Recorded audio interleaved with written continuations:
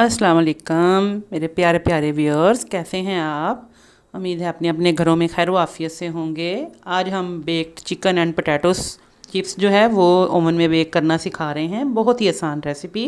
तो चलिए चैनल को सब्सक्राइब कर लीजिए और बेल आइकन को ज़रूर दबाइएगा।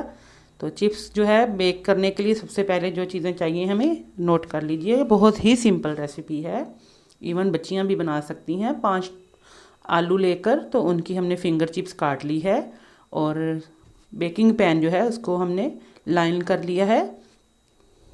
और अब ये सारी ऊपर फैलाकर तो इसके बाद हमने थोड़ा सा इस पर ऑलिव ऑयल डाल दिया, थोड़ा सा चाट मसाला डाल दिया।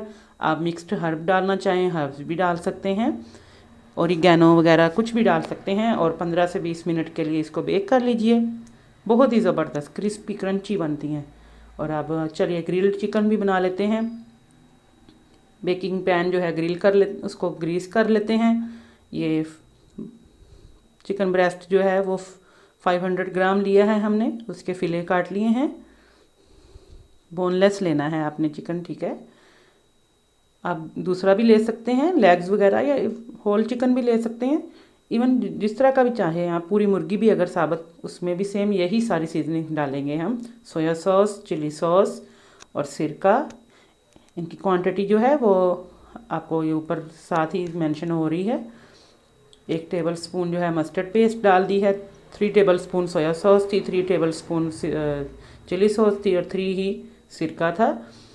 मस्टर्ड पेस्ट जो है इसको थोड़ा अप्लाई कर देंगे, थोड़ा सा अच्छी तरह मिक्स करने के बाद, ठीक है, ताकि जो बाकी भी सीजनिंग्स डाली हैं हमने, सॉसेस वगैरह, वो अच्छी तरह से इसके अंदर अब्जॉर्व हो जाएं।